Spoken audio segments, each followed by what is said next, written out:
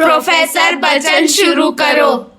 तो जनता first chapter पे मैं आ रहा हूँ अभी। फर्स्ट चैप्टर तुम्हारा कौन सा था? मॉड्यूल 1 का इंट्रोडक्शन था। फर्स्ट चैप्टर क्या था? इंट्रोडक्शन था।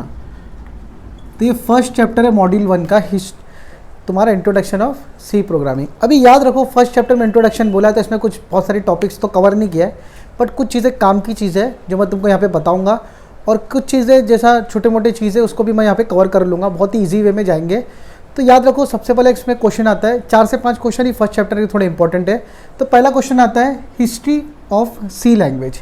सी लैंग्वेज की हिस्ट्री क्या है? तो देखो वहाँ पे देखो लंबा चौड़ा 2-3 पैराग्राफ लिखा हुआ है, तुमको इतना मगजमारी नहीं करना है, तुमको मैं फट से बताता हूँ। एक लैंग्वेज थी, देखो हम लोग कौन से लैंग्वेज पे क्या पढ़ रहे हैं? हम लोग अभी सी लैंग्वेज पढ़ रहे हैं। सी कब बनी? 1972 में। कब बनी है? कब बनी? 1972। किसने बनाया? यहाँ पे कौन आएगा? किसने बनाया? बात समझ में आ रही है?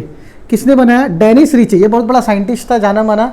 ये बंदे ने बनाया। कहाँ बनाया? क्वेश्चन आता है कि नहीं आता है? कहाँ बनाया?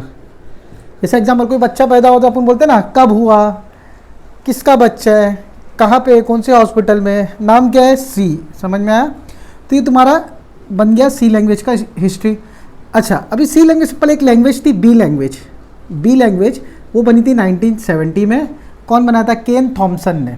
कहाँ पर? Bell laboratory. जहाँ पर ये बनी थी वहाँ पर ये भी बनी, दोनों सेम है। उसके पहले एक लैंग्वेज थी BCPL, बेसिक CPL था। ठीक है, तो ये क्या हुआ था? ये कभी बनी थी 1967 में। इसको मार्टिन रिचर्ड ने बनाया था। तो यहाँ कुछ दिक्कतें आ रही थी, यहाँ पे थोड़ा कॉम्प्लेक्स हो रहा था, फिर इसको अपग्रेड किया, अपग्रेड करके ये वर्जन पे आए। तो मतलब धीरे धीरे अपग्रेड हुआ तो आज ये सी लैंग्वेज बनी। और आप लोग एक ऑपरेटिंग सिस्टम का नाम सुने होंगे, यूनिक्स ऑपरेटिंग सिस्टम है। वो भी चीज़ है ना, समझ लो 80 से 90% पूरा सी लैंग्वेज से बनी है। ठीक है, तो सी लैंग्वेज इतनी पावरफुल लैंग्वेज है। आज के तारीख में कोई भी यूनिवर्सिटीज़ लेवल पे जाता है तो वो हमेशा सी लैंग्वेज को एज अ बेसिक लेवल मान के उसको शुरुआत करता है। जैसे अभी तुम लोग भी देखो फर्स्ट टाइम में तुमको सी प्रोग्रामिंग दे दिया, समझ में आया? तो एकदम बेसिक लेवल में तुम लोग को ये स्टार्ट करता है। तो बेसिक में खाली इतना याद रखो हिस्ट्री में कि भाई सी लैंग्वेज से क्या बना, 1972 में बनी है। किसने बनाया? डेनिस रीचे ने बनाया। कहाँ पर बनाया? बेल लेबोरेटरी में बनाया। मकसद क्या था बनाने का? तो सेटअप बॉक्स वगैरह होता है ना, जैसे अभी हम लोग के टीवी का सेटअप बॉक्स, तो टाइम में जो छोटे मोटे सेटअप बॉक्स, कैलसी, छोटे मोटे कैलकुलेशन, वो सारी चीज़ों के लिए उसने बनाया। अभी ट्रेन वगैरह में आप देखोगे, ये सब मैं बता चुका हूँ, ट्रेन वगैरह का जितना भी आप कैलकुलेटर, ये सारा चीज़ किससे बना है? सी लैंग्वेज से बना है। तो सारे कोड को हम लोग माइक्रो प्रोसेसर चिप में रखते हैं, फिर उसके बाद उसको स्टार्ट करते हैं, मतलब वहाँ का एप्लीकेशन यूज़ करते हैं। क्लियर है? तो ये है मेरा बेसिक सा हिस्ट्री ऑफ सी लैंग्वेज। अब इसके बारे में थोड़ा फीचर्स बताता हूँ, फिर एग्जाम में ऐसा क्वेश्चन बन सकता है, explain history of what is history of C language and explain the features, ऐसा करके भी क्वेश्चन आ सकता है। तो ये हो गया। अभी देखो तुमको मैं इसका फीचर्स बताता हूँ, इसको रब करके आप इसका स्क्रीनशॉट ले लो, फटक देनी सी। देखो एकदम प्यार से तुम लोग को मैंने बता दिया कि हिस्ट्री ऑफ सी क्या है। अब इसका फीचर्स देख लेते हैं। फीचर्स भी एकदम वैसे ही मिलता जुलता है। फीचर्स मतलब इसकी खूबियाँ, इसकी खासियत, इतना दिमाग में रखो। Easy to write. C programming जब स्टार्ट हुआ तो BSPL बी लैंग्वेज के मुकाबले में ये ईजी होता था लिखने में। डेटा टाइप्स क्या? देखो डेटा जैसे मैं दबा के बता चुका हूँ, इंट है, साइन, अनसाइन, शॉर्ट, बोलते हैं ना, लॉन्ग, डबल, ये सब सारी चीज़ें इसमें, तो इसके लिए डेटा टाइप्स भी यहाँ पे ज़्यादा है। ठीक है, प्रोवाइड लूप्स। अभी लूप्स एक कंसेप्ट है जो तुमको आएगा मॉड्यूल नंबर 2 में आएगा। ठीक है, तो लूप्स भी ये प्रोवाइड करता है। अच्छा यूज़र फ्रेंडली पुरानी लैंग्वेज के कंपेयर में, तो मतलब यूज़र से मिलना, मतलब यूज़र से जैसा भी लिखना है मुझे प्रिंट है तो मैं कितना झटके में लिख दूँ। तो यूज़र फ्रेंडली लैंग्वेज है ये। पुराने लैंग्वेजेस में कुछ थोड़ा तकलीफ होती थी बड़े बड़े कॉम्प्लेक्स कोड लिखने में। फिर पोर्टेबल है, इसको लिखकर हम लोग कहीं भी इसको रन कर सकते हैं, कोई भी कंपाइलर इसको रन कर सकता है। ठीक है, और लास्ट में तो ऑपरेटर्स मजबूत है इसमें। अभी दिखाया था ना कितने ऑपरेटर्स है, एक के अंदर 5-5, 6-6, 5-5, 6-6 है।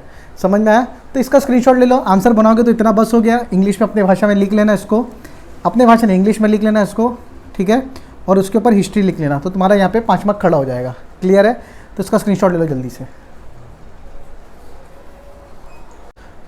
तो देखो एकदम एक टॉपिक था, थोड़ा बहुत कंफ्यूजिंग होता है लोगों को। एक टॉपिक था एल्गोरिदम। कौन सा टॉपिक था? एल्गोरिदम। और एक टॉपिक था फ्लो चार्ट। कौन सा टॉपिक था? Flow chart. ये 2 टॉपिक ऐसा था कि जो तुमसे ना मिलता जुलता था। ये स्टेप्स के साथ खेलेगा। किसके साथ खेलेगा? स्टेप्स। और ये खेलेगा डायग्राम के साथ। किसके साथ? डायग्राम। समझे? ये स्टेप्स के साथ क्या खेलेगा, डायग्राम के साथ क्या खेलेगा।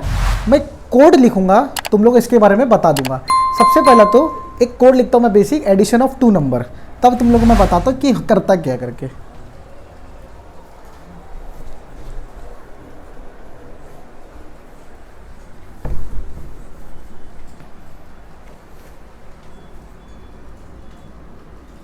तो देखो एकदम बेसिक भाषा में पहले मैं एडिशन ऑफ 2 नंबर का एक प्रोग्राम लिखता हूँ। तो यहाँ अगर तुम लोग ध्यान से देखोगे हैश इंक्लूड सब लिख दिया हूँ, ये समझ के चलो। इंट मेन ए की वैल्यू 10, बी की value 20, C equal to A plus B, मतलब 10 प्लस 20 आंसर क्या आ जाएगा 30 आ जाएगा। तो देखो परसेंट 30, तो यहाँ पे आउटपुट क्या दे देगा मुझे 30। ये मेरी प्रोग्रामिंग लैंग्वेज में मैं बता दिया। अभी इसका ही मैं ग्राफिकल रिप्रेजेंटेशन करता हूँ, मतलब ग्राफ में करता हूँ। एक आ जाएगा स्टार्ट, एक दूसरा आ जाएगा एंड। इसको बोलते हैं फ्लो चार्ट। इसको क्या बोलते हैं? Flow chart. कौन सा flow chart? Of addition of 2 number. किसका है? Addition of 2 numbers. अभी इनपुट ए बी, तो ए भी लिया मैंने, बी भी ले लिया। ए में कितना आया 10, बी में कितना आया 20 आया। तो देखो C equal to A plus B, देखो C equal to A plus B. फिर प्रिंट करना है मुझे क्या? सी। मुझे प्रिंट क्या करना है? सी प्रिंट करना है, मतलब सी के अंदर मेरी वैल्यू है ना। तो यहाँ पे मैंने क्या कर दिया? एंड कर दिया। एक चीज़ समझ में आ गई। अब लास्ट देख लो, इसी को कैसे हम लोग रिप्रेजेंट करते हैं।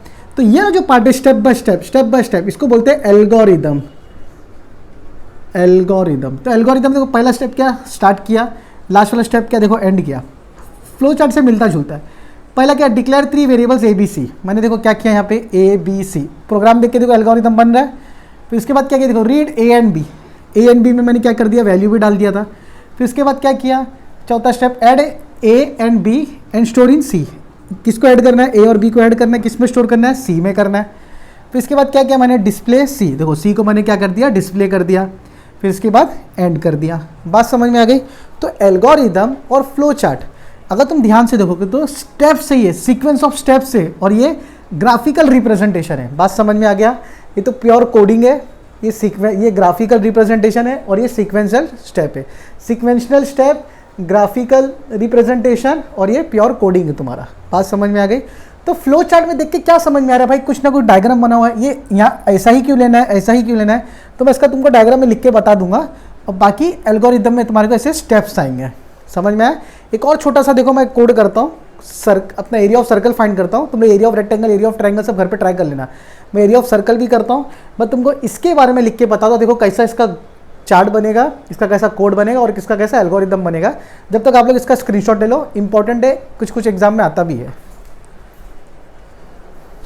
तो देखो स्टूडेंट्स, एक और एग्जांपल के साथ आया हूं मैं एरिया ऑफ सर्कल का। Hash into studio.h punio.h। अगर पुनियो क्यों लिख रहे हो? जब तुम लोग टर्बो सी में कर रहे हो तो। बात समझ में आई? तो यहाँ पे देखो फ्लोट r इक्वल टू 6 पर रेडियस में लूँगा, और एरिया, तो एरिया का फॉर्मूला क्या है? पाई r स्क्वायर। तो देखो पाई मतलब 3.14 हमेशा रहेगा, r इंटू आर, तो ये जो करूँगा मैं। फिर इसके बाद यहाँ पे मैं क्या करूँगा? एरिया को प्रिंट कर दूंगा। समझ में आया? बेसिक है, area equal to pi r square, r into r करेंगे, r स्क्वायर बन जाएगा। अब इसको देखो कैसे हम लोग यहाँ पे स्टार्ट करते हैं। स्टार्ट, करली ब्रेसेस खोल लिया, मेरा स्टार्ट हो गया, करली ब्रेसेस बंद, एंड हो गया। ये भी चीज़ समझ में आ गई। इनपुट रेडियस मैंने ले लिया, वैल्यू डाल दिया। अभी क्या दूसरा फॉर्मूला लगाया, area equal to pi r square. देखो area equal to pi r square, display area, तो मैंने एरिया को क्या कर दिया? डिस्प्ले कर दिया। सेम स्टेप यहाँ पे एल्गोरिदम में आता है। पहले मैंने कर दिया स्टार्ट, दूसरे में कर दिया एंड, करली ब्रेसेस ओपन, करली ब्रेसेस क्लोज। ये समझ के चलो तुम लोग, उससे ज़्यादा कुछ नहीं। रीड रेडियस, तो देखो रेडियस क्या है मेरा? यहाँ पे मैंने लिख दिया लाइन। कैलकुलेट एरिया 3.14, ये देखो यहाँ पे कैलकुलेट हो रहा है, यहाँ पे भी तुम चाहो तो कैलकुलेट वर्ड लिख दो, कैलकुलेट। तो देखो कैलकुलेट हो रहा है बराबर। उसके बाद क्या आ रहा है? प्रिंट एरिया, एरिया को मैंने प्रिंट कर दिया, एंड। बात समझ में आ गई? तो इसे area of rectangle, area of square, area of triangle, ये सारा चीज़ तुम ट्राई करो, ये तीनों। ठीक है? इसके लिए तुम्हारे को क्या समझ में आ जाएगा? तुम्हारे कोड होता है, कोड को कैसा फ्लो चार्ट में कन्वर्ट करते हैं, फ्लो चार्ट से कैसा तुम एल्गोरिदम में कन्वर्ट करोगे। तो एल्गोरिदम कुछ नहीं, बस स्टेप बाय स्टेप तुमको जस्ट लिखने आना चाहिए। कोई भी कोड होता था पहले ज़माने में, हम लोग स्टेप बाय स्टेप लिखते थे, लेकिन वो डिफिकल्ट होता था। और ये फ्लो चार्ट में क्या चीज़ है, ये सर्कल क्या, ये क्या, तुमको मैं लिख के अभी 2 मिनट में बता दूंगा। उसके बाद तुम्हारा ये चैप्टर भी क्लोज हो जाएगा। ठीक है? तो जल्दी से इसका भी स्क्रीनशॉट ले लो और ट्राई करो घर में ट्रायंगल, रेक्टेंगल वगैरह करने का। तो देख लो फ्लो चार्ट होता क्या है, बनाया किसने वो देख लो, किसने बनाया? हरमैन गोल्डस्टीन और जॉन वॉन न्यूमन। इन लोगों का नाम याद कर लो, ठीक है? गाली नहीं है। दूसरा कभी बना? 1940 के आसपास में बना है। और एरो, जैसा मैं एरो बनाता था ना, जैसे यहाँ पे मैं लिखा था रीड, फिर इसके बाद एंड, स्टार्ट, जो बीच में एरो बन रहा था वो सारा एरो क्या बताता? रिलेशनशिप। भाई इसके बाद ये स्टेप है, इसके बाद ये स्टेप है। समझ में आया? तो ऐसे कुछ चीज़ें होती है, जैसा अभी यहाँ पे तुमको पैरेललोग्राम बनाया तो उसमें डेटा आएगा, जैसा मैं किया था रीड ABC। प्रोसेस मतलब तुम्हारा फॉर्मूला, यहाँ पे क्या आएगा? तुम्हारा फॉर्मूला। यहाँ पे तुम्हारा सब बेसिक रीड वगैरह वाला टाइप का आएगा, या तो कुछ हेलो वर्ल्ड वगैरह प्रिंट करते ना, वैसा प्रिंट एफ वगैरह वाला यहाँ पे आएगा। तो ऐसा बेसिक तुम लोग ये याद रखो। फिर इसके बाद डिसीजन, ये इफ एल्स आ जाएगा। अगर सही है तो यहाँ से जा, गलत है तो यहाँ से जा। समझ में आया? इफ एल्स वाला पार्ट आ जाएगा। तो ये तुम्हारा एंड या स्टॉप करली ब्रेसेस वाला काम कर रहा है, समझ के चलो, ठीक है। डायरेक्ट डेटा भी तुम्हारा इसमें फ्लो का एक्टिविटी बताएगा, क्लियर है। तो ये तुम्हारा बेसिक सा फ्लो चार्ट था। अभी ये फ्लो चार्ट का कन्वर्जन किस में, एल्गोरिदम का कन्वर्जन होता था फ्लो चार्ट में, ताकि एल्गोरिदम बहुत आसानी से समझ में आए। फिर इसके बाद प्रोग्रामिंग लैंग्वेज और आसान कर दिया एल्गोरिदम को, क्लियर है। तो उम्मीद करते हैं भी तुमको समझा रहेगा। इसको भी लिख लेना, एक्सप्लेन फ्लो चार्ट आएगा तो थोड़ा बहुत और इंटरनेट से निकाल लेना चाहिए। तो फ्लो चार्ट के बारे में ये लिख लेना, एक एग्जांपल दे देना, area of addition of 2 number का एग्जांपल दे देना, कोड लिख के, फिर फ्लो चार्ट का डायग्राम बना के इतना लिख दो, कंफर्म 5 मार्क मिल जाएगा तुमको 5 में से, क्लियर है। जल्दी से इसका स्क्रीनशॉट ले लो। तो कभी क्वेश्चन है, फाइनल क्वेश्चन समझ के चलो इसका, चैप्टर नंबर 1 मॉड्यूल का।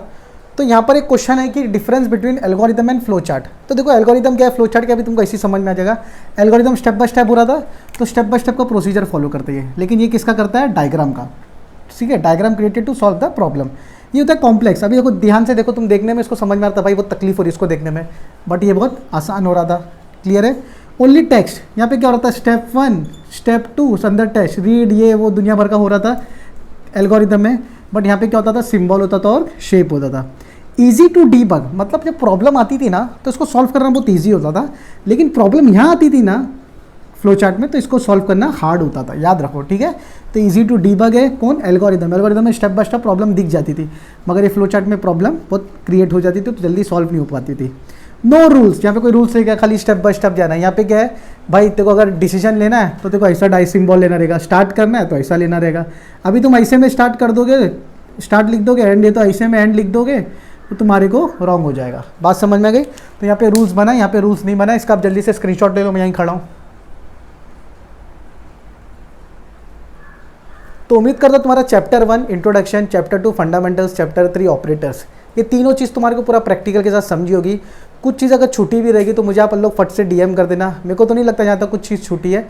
तो मैं वन शॉट सोचा था बनाने का पूरा वीडियो, लेकिन यहाँ पे 2 मॉड्यूल्स का 2 वीडियो मैं बनाता हूँ, ताकि तुम लोगों को भी पढ़ने आसानी हो, तुम लोगों को भी याद रहे कौन सा स्टेप कहाँ तक तुम लोग कितना टाइम तुम लोग देखे हो, ठीक है। इसी के साथ मैं फर्स्ट वीडियो मेरा सी लैंग्वेज का मॉड्यूल 1 प्रोग्रामिंग का BSc फर्स्ट ईयर का जो सब्जेक्ट है प्रोग्रामिंग, सी प्रोग्रामिंग, उसका मैं फर्स्ट मॉड्यूल यहाँ ख़त्म करता हूँ। सेकेंड मॉड्यूल मैं आप लोग को नेक्स्ट वीक तक पूरा अपलोड कर दूँगा, वो भी प्रॉपर वे में, ठीक है। तो यहाँ पर अगर जो भी तुमको डाउट दिक्कत आती है फट से मुझे कमेंट करना, या तो मुझे DM करना इंस्टा पे @मेरा प्रोफेसर मेरी ID है। अगर तुमको नीचे भी मैं देखो तुमका ID दे दिया हूँ, डिस्क्रिप्शन में नंबर सिस्टम का मैंने पूरा अपडेट कर दिया हूँ। और इसके अलावा साथ ही साथ कुछ चीज़ें ऐसी भी है जो डिस्क्रिप्शन में मैंने डाल के रखा जो तुमको आगे चल के काम आए। तो प्लीज़ मेरे वीडियो को लाइक करो, शेयर करो, सब्सक्राइब करना मत भूलना। फटेक दिनिसी।